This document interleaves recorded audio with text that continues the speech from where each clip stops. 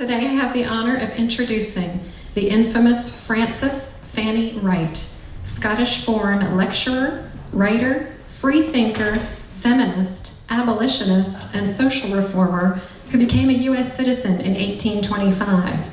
On Thomas Jefferson's advice, she started a Tennessee commune to educate and free slaves, then edited a New York newspaper for workers.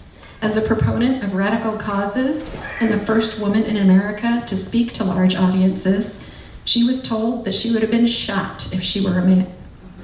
Be sure and let us know if you agree. Please welcome Ms. Frances Wright.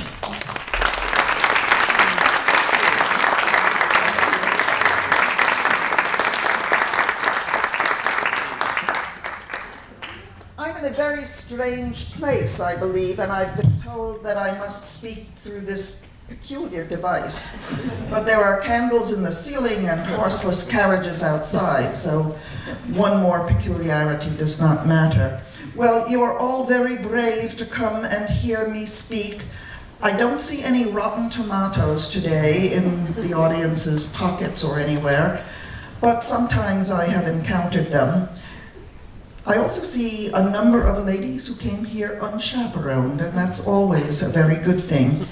Lately, my enemies have been setting fires in the trash barrels outside of the theaters so that the smoke will billow in and the audiences will billow out. I ask you, doesn't that show the untruth of their assertions about me if they must resort to such tactics? Yes, it does. Now you may be wondering, what have I actually done to deserve such acclaim or infamy? Well, I am, as our introducer mentioned, the first woman in America to lecture to large audiences, as large as 1,000. Now, since there are men and women in these audiences, they are called promiscuous audiences. I am also the first woman in America since colonial times to edit 2 newspapers, one for the New Harmony Commune in Indiana and the other for the Hall of Science that I started for the working people of New York. We only charged audiences 5 cents to get in, and I hope that nobody here has been charged more than that today. And I have done many other things as well. I started a commune to educate and free slaves. It was not an economic success, but I believe it was a moral success because it showed the need for doing something about the evil of slavery. I confess that I was not myself a farmer, so I did not understand what was needed to run a farm. And I also have traveled to the uncivilized West, Ohio, Illinois, and Indiana, without a chaperone. So for all of these things, I have been both loved and hated by the American public. You've heard of that poet, Walter Whitman? He said that were there more women like Frances Wright, America would be a better place. And I've also been compared to Saint Teresa, who herself started a commune, although I do not pretend to be a saint. But I have also been reviled. You know, Catherine Beecher, the sister of that scribbler, Harriet Beecher Stowe, and too many Beecher preachers, the father, 7 brothers, the husband of Harriet Beecher Stowe. You know, I've been reviled by the press and the clergy quite a bit, and if you ask me later, I'll tell you what they objected to the most that I said. But Catherine Beecher said that Frances Wright is a woman with a brazen front and a brawny arm who does nothing to enhance her femininity, and she has no respect for the institutions of marriage, the law, or religion. Well, what of it? She's right. But why should I give respect to an institution that does not deserve it? I will give my respect where it is deserved. Now, you might be asking, where did she get her ideas from? Was it from Scotland and England, where I was born and raised, or was it from America? And it was a bit of both. I was born in 1795 on the southeast coast of Scotland, an orphan at age 2.5. I was taken in by my aunt in London, myself and my sister Camilla. My brothers, who died in military misadventures, were older. My aunt in London had very traditional ideas of how to raise a girl. I wanted to study Greek, Latin, mathematics, and she said, that gives women brain fever. But I insisted, and I also became a very good horsewoman, not always riding side saddle. So, I asked a tutor once, is truth dangerous? And he said, yes, but I thought I should look for truth wherever I should find it. My father was a follower of Thomas Paine. He was also known in America, perhaps you have heard of him. And he changed our family motto. He changed it to, our country is dear, but liberty is dearer. I never knew my father, but I believe I am a lot like him. Well, when I was 16, I could not take living with my aunt any further. Camilla always followed me. She did what I suggested. And we went to live with my uncle, James Milne, who was a philosopher, a professor at the University of Glasgow. And it was there, around his dining room table, where he invited his students to have discussions, that I learned the art of debate and rhetoric. I could not attend the university, being a girl, but I did read every book that I could, and he did not mind my doing so, that was in his library. I read one book about America, and I thought that that would be a land that I wanted to visit, because it was based on the principles of freedom that I did not really see enforced around me. I saw the aged and infirm peasants being thrown off the land by the wealthy landlords, and nothing was done about it. So I vowed then and there to be the voice of those who were voiceless. And I finally convinced my uncle to let me sail to America, with Camilla as a chaperone, of course. I thought I should ask the sailors who were American-born what it was like to be in a free country. And they could read and write, unlike their British counterparts. Well, being sailors, I did not always get the answers I expected. They were still sailors. But we arrived in New York, and instead of staying with people with whom we had some contact through friends or family, letters of introduction, we did not stay with them. We stayed in a boarding house on Broadway where we could meet people from all over. There was one man from Ohio who told us about that the town he lived in had been wilderness, and now it was people living by their own government with their own inclinations. There was no ruler telling them what to do. I said, this is the concept of democracy. So I wanted to travel through America. And that is what Camilla and I set out to do. I wrote many letters home. There were problems with these newfangled devices. I must say, well, you are a friendly audience. You won't mind a lady taking off her gloves, will you? I wrote, the world that a hero, Columbus, discovered has been polluted by bigots and robbers through the evil of slavery,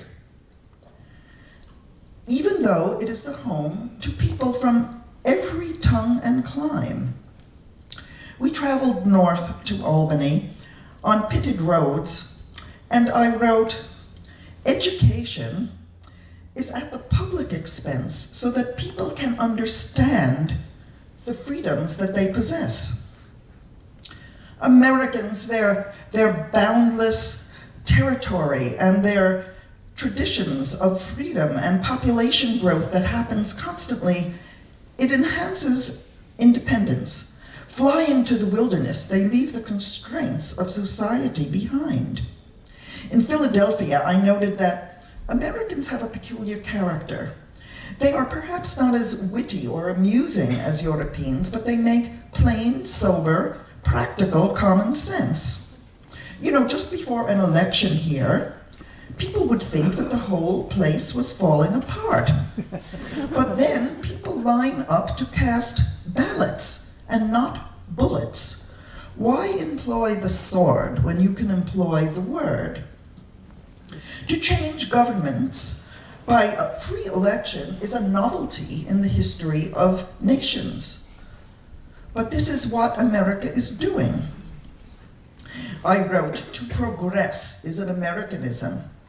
But where would we be without change? Yet people are afraid of change. But we see the flower blossom, the fruit ripen, the fruit will fall from the tree, there will be a seed in the ground, and then we will have a new tree. And that is what progress means. There is change. I had ideas about the rights of women even then. I said American women don't have to hit the mark or run the race or shoot wild turkeys, but they might be encouraged to impart vigor to their frames as well as ideas to their minds. From Washington, a small town with foul smells and muddy streets, I said, I have not yet visited the South because the site of slavery is everywhere there. I do not mean to idly dismiss this injustice, but it requires much thought. I fear that the road to emancipation will be fraught with many difficulties. Well, when I returned to Europe, my letters were collected and published. And I had some small notoriety as the first woman from the British Isles who had written about the experiences that she had while traveling in America. I met many notables, the philosopher Jeremy Benham, and someone whom my father had known also, the Marquis de Lafayette. We stayed, Camilla and I, she was always my chaperone, on his estate for 3 years. I was to help him write his biography. Well, his children did not like me very much. He had promised his wife that he would not remarry. And perhaps his children were afraid that he might want to marry me, and then their inheritance would be divided. So there were some problems there, but it was from the Marquis that I learned courage and honor and living with my ideals and taking some risks that were dangerous. He sent me with papers as a courier to some of the heads of state of Europe, where there was revolutionary ferment. And of course, nobody stopped me or searched me because I was a woman, and women, of course, were not interested in politics. So they thought. And then when the Marquis was to have a return trip to America in 1824, Camilla and I were to follow the same route. Arriving a little before, a little bit after, so staying separately to avoid slander and gossip. However, Nellie Custis, that niece of George Washington, started spreading the most outrageous stories about the Marquis and myself. So I said to him, you know, you must either adopt me or marry me. And he was willing to do neither. So Camilla and I decided to travel on our own. We had a letter of introduction to Thomas Jefferson and stayed at his estate briefly. he was a very witty raconteur, had a wonderful wine cellar, and I told him of my idea that I would start a commune to educate and free slaves, to show the Southern aristocracy and plantation owners that there was a way to pay slaves wages as free workers so that they would still gain from their labor, but that the slaves would also gain from their labor because they would work more if they were earning the money. Jefferson thought that this was a good idea. He said, you know, the first American Revolution was about independence. The second American Revolution will be about the issue of slavery. And it is up to your generation to fight it. I am too old. Well, perhaps he was not at the time, but he did die a year later. But he did give me a letter to Andrew Jackson, who was at that time living in Tennessee. And Andrew Jackson told me about land by the Wolf River. The Choctaw Indians called it Neshoba. And so I started a commune there called Neshoba, the purpose of which was to educate and free slaves. The idea was that if the children of the Africans and the Americans were educated together, they would show equal abilities in later life, and that workers who received money for their labor would certainly work with more interest than laborers who did not receive wages for their labor, and also that the institution of slavery was an abomination in what was supposed to be a country devoted to liberty for all. Well, the problem was that slave owners who said, oh, we would do something about this if only we could, did not send me able-bodied young men and women to work the land. They sent me people too sick or too old or too young to work the land. So that was one of the problems. The other was there was a gentleman named George Flowers who did know about farming, and he came to organize the farm at first. But then his wife back in Illinois became jealous of me for, of course, no reason, and he went back to Illinois. So Neshoba was not economically prospering. Also, the land was malarial and not really very good as a place. Andrew Jackson somewhat misled me. Well, I did go to the New Harmony commune, founded by Robert Owen in Indiana, to get ideas for how to have a commune prosper, and also to get away from Neshoba, which had malaria. Camilla stayed and unfortunately got ill, and that's one of my major regrets, that she never quite recovered from that illness. I did learn how to lecture at New Harmony. I was encouraged. I found out that I had a gift for it, and so I started my lecturing career. Neshoba only lasted for 5 years.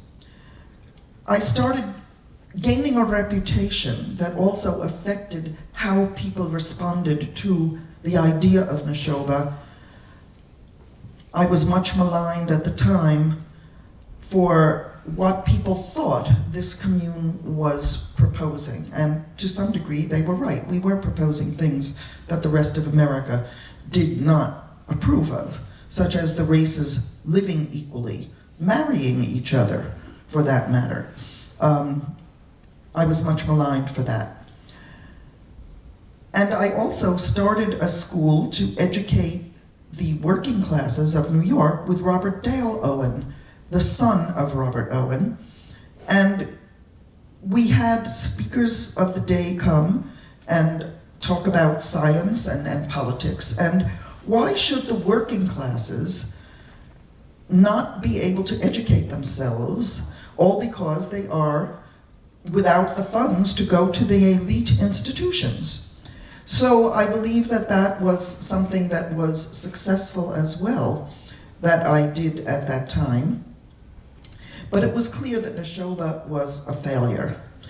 So that what I did was, these slaves were free at that time, but I did not think that even if I gave them funds to purchase land or to live as free Africans, that they would be safe. Because there were these slave nappers who would kidnap a slave and resell him or her. And so a free African was not really safe. And I could not let the people I felt responsibility for suffer in that way. So I hired a ship to take them to Haiti, which was a free African country. And the governor of Haiti was happy to have them there. And I gave them each some money to purchase some land, and I felt that they would be safer in Haiti. I, however, was not quite as safe. Because I was a woman traveling to the West Indies, I was told that I needed a chaperone. So I took someone named Fikpal Daruzmont, who I thought shared my ideals. He was French, he was a physician and a teacher, and I don't know, something about the tropical moon affected me. I wound up carrying my daughter, Silva.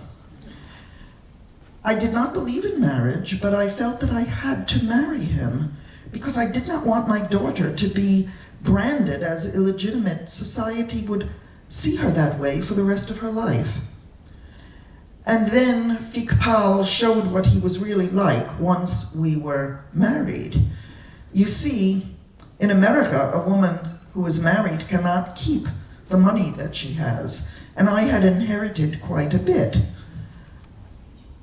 So when it became time for me to continue with my lecturing, which I did, I thought at first that Fikpal would be a good guardian for Silva because he had been a teacher, and I would come back on a regular basis and we wouldn't have to get on each other's nerves as much if I were traveling. But he said that I had deserted him and that a man has custody of his children in America. The wife is considered, if she leaves for whatever reason, she's considered somebody who no longer has any rights in relation to his children and her children. And well, he did his best to poison Silva's mind against me. I have two regrets. One is that I did not value Silva and my sister enough to either bring my sister with me when I went on my lectures or bring Silva with me when I went on my lectures. I did not value either of them enough and reaped the results. My sister Camilla had a melancholia that attacked her after her illness, and she died, and after Neshoba ended. And Silva, until very recent years, did not want to have anything to do with me. So those are two things that I regret, but I do not regret any of the things that I have been accused of by the press and the clergy. Now, I usually give a talk on the 4th of July. I still do that, even though I have mostly retired from my public life, because I do not wish my name to become a scarecrow for the timid. I wish to keep writing, and every year I will do one of my lectures, and since no one has grown tomatoes yet, I will give you my 4th of July lecture, a bit out of season.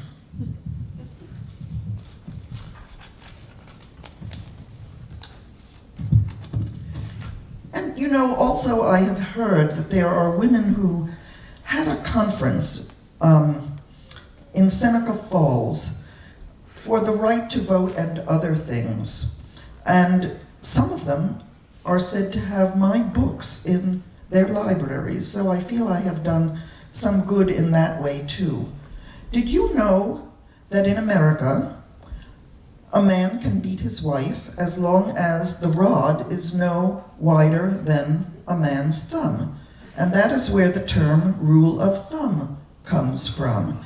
They are criticizing many of the things, the institutions of American society, not just fighting for women's rights to vote. I have addressed American audiences on the 4th of July with some of these ideas and ideals.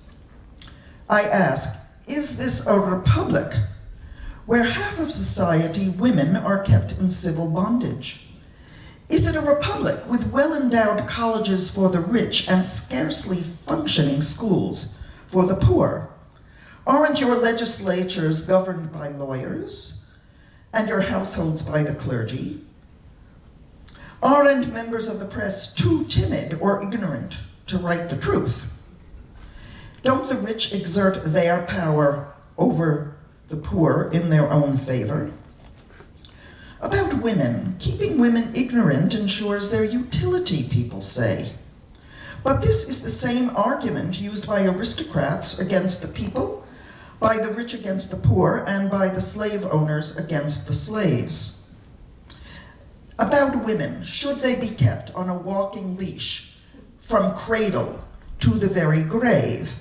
Oh yes, they are educated in a wee bit of music, a wee bit of dancing, and a few fine gowns to outfit them for the institution of matrimony. But boys are done a disservice too. It is not for the parents to say that the boy should be a physician or a lawyer or a statesman or a merchant. No, all children should be educated in human curiosity under the expanded wings of liberty. I believe that the right to an education should be one of the rights written in the Constitution. We must throw open the doors of knowledge to all. And in another generation, let us be as one family, as one race, each according to taste, giving to the public good, and each trying to work with the public good as much as possible. About slavery, I am now convinced that it is part of the evil of the entire financial system. Doesn't a man who has 100 cents think that he is not only 100 cents richer than the man who has none, but 100 cents better than the man who has none? And that is part of the evil that pervades the concept of slavery itself. As for the Indians, we must now secure the Western lands where they still live, so that those tribes still intact can live with the peaceful benefits of civilization. Now, if religion meant good morals, why don't people call it good morals and not religion? Do we need to support the churches when for their sakes people have cut each other's throats, and when there are so many evils in society that money could correct? And no matter what our creed, aren't we all of the same nature, living on the same earth?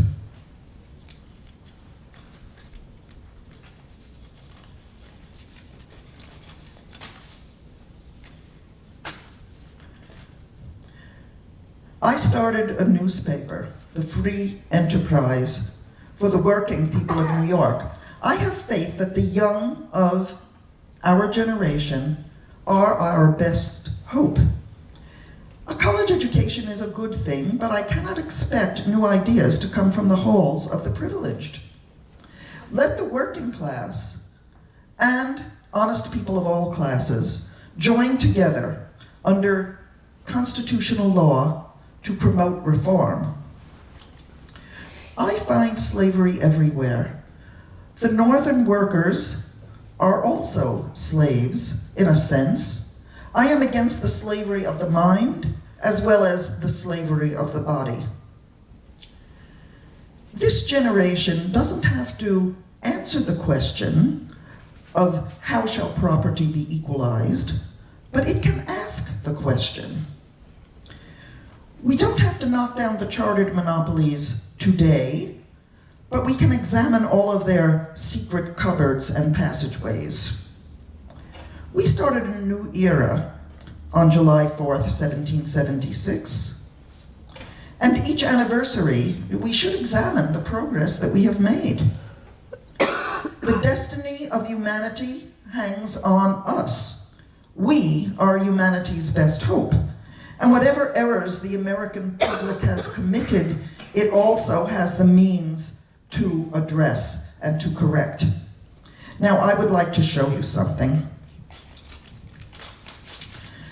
Something with which you are perhaps familiar. But it is a bit tattered, and I do not want to create any further problems.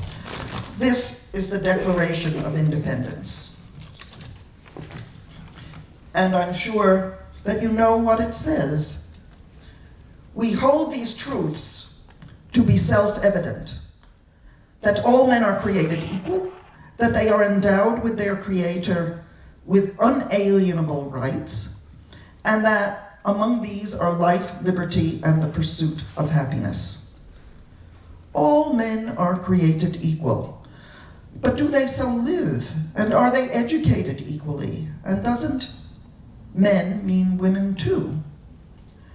Equality is the soul of liberty. There can be no liberty without it. And that we have to do something for the free agency of every individual. In this noble document, sealed with a nation's blood, we find the true principles written by the immortal Jefferson, equal rights for all.